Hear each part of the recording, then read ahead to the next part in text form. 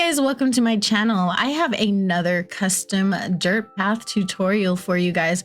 This one is going to be a lot more natural than the last one that I've made. Although the last one was pretty natural, the old template that I had, I made 3 years ago. So I've updated and upgraded it quite a lot. It's gotten a bit of a glow up and I thought I'd share that with you over here. The first thing we're going to do is start with our color palette. So for the hue, we're going to go to number 4. For the vividness, we're always going to go to number 8. And for the brightness, we're going to start at number 5 and work our way down for 5 squares. If you need to see that in writing, I'll put it down in the description below. And make sure you stay with the video all the way to the very end, because I will put screenshots of all of the pixels so that you can copy them exactly if you would like. Okay, the one thing that you do want to watch when it comes to this square right here is that the texture, as you're going through and texturizing it, that on the right, left, and the top and the bottom, that they match up pretty well, like they blend together seamlessly. If you place this code over and over and over again in a 9-piece square, you want to not be able to see the seams in between the codes. You don't want it to look cut off. So you want it to look like they kind of go together naturally. You don't have to copy it exactly from the right or left, but you want to keep it moving in the natural direction of the way it would go from the right to the left, if that makes sense to you. So sometimes I will shift the pattern around to make sure that it's blending okay. And that's just a little trick that I do to make sure that it works out the way I want it to. Otherwise, just use the darker shading a little bit sparingly. Don't try not to overdo it, because sometimes it can end up looking like oatmeal if you do, or scrambled eggs. Those are the descriptions that I've heard. Now we're going to move on to the rest of the outer pieces. Now I tried this a variety of ways before I came up with a template that I was happy with. And at the very end of the video, as I said earlier, I will put screenshots of all of these base codes for you to copy if you would like. And you're more than welcome to copy. You don't need to credit me. I don't none of that. I'm not going to be militant. I won't know if you copied me. I'm not going to come chase after anybody if you did. So I know that there are some times when people get really worried about that. And if you want to mention me so that I can see what you made, that's beautiful. But I would never, ever get on anybody for using the tutorial that I put out in public for everybody to use. So otherwise, we're just going to go around here and we're going to do some shading around the edges. As usual, my light source is on the top left. So I'm going to go towards the outer bottom corner for the shading. And I'm going to try and make it look like if there's grass, that it's going to be shaded along the top. And that's where it would be like the most shading. I don't know if that makes sense. But for me, it would be where the light hits the ground naturally. If I go outside and I look at dirt and grass, and where the light would be hitting and where the shadows would be falling. So that is kind of where I'm trying to mimic. I do think that real life is a good place to get inspiration. However, if you don't draw, and if you're not somebody who draws naturally, you can either take a picture and use acpatterns.com and make a pixelized version of your code, and it will give you the color palette and everything. And you can copy that and use it in your Animal Crossing custom code. Or you can use Procreate and you can draw whatever you drew, and you can set the pixels to 32 by 32, set the DPI to 32 by 32, and it will give you a pixelized version of your drawing, and you can use that as well. So I've tried it both ways just as an experiment in order to help do tutorials on that. I do have a tutorial on how to use Procreate for this and how to use acpatterns.com, and those are further back in my custom code playlist. So if you want to look that up, then you can go ahead and do that. And I will link the video down in the description below as well, so that you can go back and look at it if you need to or if you want to.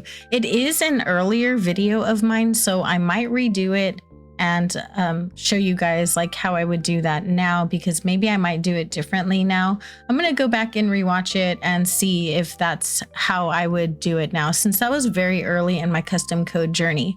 I've been doing custom codes kind of a lot over the last few years, so I feel like I've gotten really used to how the pixels work in Animal Crossing. So it's a little bit more second nature now, so I don't really have to do that as much. I kind of just look at what's around me or look at what I'm copying like in the world, and I can envision how I can get close to that in Animal Crossing. Like, it is pixel art. You can never be exact in this, but you can get pretty close if you really try, and if you look at your references and everything, and if you have drawing references and things like that.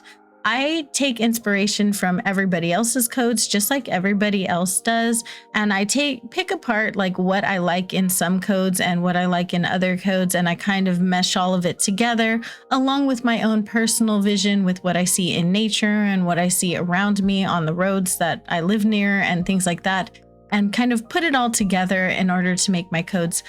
Just like every other form of art, it's always good to have inspiration photos. It's always good to like know that you're taking inspiration from places, or know how nature inspires you and how like other people's artwork inspires you. Like, as an artist, I'm always inspired by so many other artists, and it's really good to see what you can incorporate into your own style, because nobody is like 100% original. And even being 100% original, taking inspiration from other artists does not mean that you're not an artist. Let me tell you that. You can copy this pixel by pixel if you want to, but if you put your own spin on it, then you are an artist, my friend. That's exactly how that works. You start by just making things a little bit custom to you, and then eventually you do get to a point where you don't need to do that anymore. For this code, I didn't necessarily need to do that. I've seen a lot of dirt codes throughout the years in Animal Crossing, so I kind of know what I like and I know what I don't like, and I knew what I had for a vision for this particular code. It's a little bit inspired by the one God tier code that we used for everything. It's also a little bit inspired by my last custom code that I made for dirt. And then it was made so that I can add butterflies to it for one of my channel members who redeemed a custom path from me. So on this code, I will put the creator code down in the description as well. There is a version of it that has monarch butterflies, and that was inspired by Crispy Crafts, and she's the reason that I started rethinking my dirt path. I wanted to put butterflies on this for her because that's what she redeemed, and it wasn't sitting well on my old template, so I wanted to make something just a little bit more natural and pretty, and something that would go with her vision for her island. And that's kind of where I was going with that. She also wanted green foliage, but green foliage that would match early autumn. Now, I also made it in spring because I know me, and sometimes I like to go back and use my dirt codes later on in life. So I did make a version that would go spring, summer, and then I also made one that would go with early fall. I do have one already made for late fall that I'm using on my island of Modlove, so I didn't need to do that here, but I wanted to have one available in case I wanted to do a early fall island or like an early spring island. And the leaf colors are kind of similar for both of those, so that's sort of where I was going with that. I'm going to go ahead and put on some music for you guys to enjoy while I draw out the rest of these pixels if you would like to draw along with me. And I will get back to you at the end when I start working on the foliage and stuff. Right now, all I'm doing is going around the perimeters and sort of plotting out my points and then trying to connect them. So that's kind of how I do it. I plot out some little holes in like parts of it, and then I go back and I connect them, and I try. It's mostly trial and error, and I just try to see how it's going to connect. And sometimes it wins, and sometimes it's a fail, and sometimes I have to start over again. This code, all in all, took me about 8 hours when it was all said and done, between the planning of the pixels, between everything. When I drew it out on my tablet, it didn't necessarily translate the way I wanted it to, so I had to make quite a few adjustments. And that's just the way codes go sometimes. Please be patient with yourselves. They don't happen easily, and they don't happen as quickly as they look here. You're seeing it at 12 times the speed that I actually drew it in. And it took like 3 sessions, a total of 8 hours of footage. So please don't believe that just because you can't do it this fast that you can't do it. It does take some time. Be patient with yourself and just try to enjoy the process. It's like any artwork. It's going to take some time, and you're going to make a few mistakes, and then you just got to go back and keep at it. Eventually, you're going to turn out exactly what you want. You'll just see as you go along where the pixels are connecting and what's going wrong in your previous iterations, and then you'll go back and you'll know exactly what to fix. And yeah, it sounds hard. It kind of is, but it's the way it is. We're almost at the end of actually the dirt part of this, or the path part of this. We're working on the singular pieces that go like across and straight up and down, the one tile version of it. And this is, all in all, it has like the main 9-piece path. It has an alternate centerpiece. It has the side, middle, and other side for the horizontal single tile, and it has the top, middle, and bottom of the vertical single tile. It also has a like circular piece to place an item on top of, like a natural dirt, like splotchy path piece. So it has quite a few pieces. It is a very, very intense code, but you're welcome to just make the 9-piece path or to just make the single piece paths. Whatever fits your personal island and the amount of design spots you have, you can totally customize this however you want. All right, that being said, I've talked enough. I'm going to go ahead and play some music, and I will get right back to you.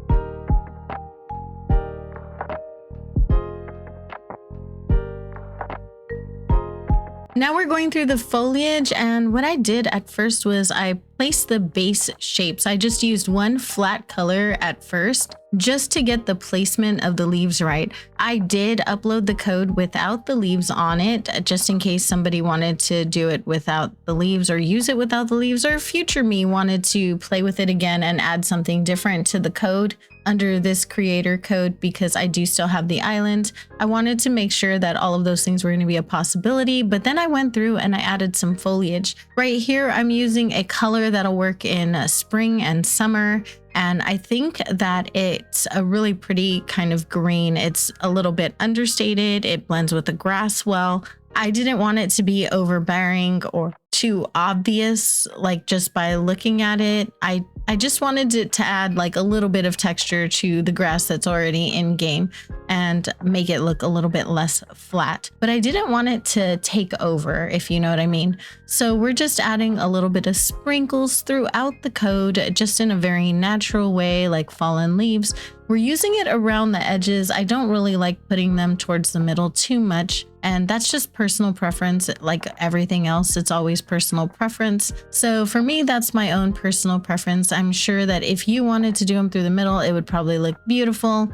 But for me, for long-term usage, I like to just put them along the edges, and then I adjust the dirt accordingly, because sometimes the dirt pixels will merge with them in ways that aren't too flattering from the outside when you look at it on the ground. Make sure that you're looking at them outside on the ground as you go along. Sometimes you need to split the dirt up a little bit more or move the dirt a little bit so that your foliage doesn't get like sucked into it. I'm going to go back and I'm going to recolor the pixels now. And generally speaking, you can go darker through the centers of them, like at the beginning, the stems of them, and then just use a lighter color as you make your way further out. And it'll just add a little bit of depth. It'll be very natural looking and it'll blend really well, and just it looks really pretty. And usually it's a pretty easy process for this, but you know, you're welcome to do it any way you want. Now, if you're doing this code in the winter, you're going to want to make the foliage blue because it's going to be like iced over. So you want to use a green that's right next to the blue. You also want to make the dirt a very desaturated, frosty color. And some people even do it like a really light beige, and it looks absolutely beautiful. I actually did a code in a really light beige, and I love the way it came out. It was so pretty by the time it was said and done. And I did a matching brick path for it, and it looked really pretty. I do love it. I plan on using it again someday.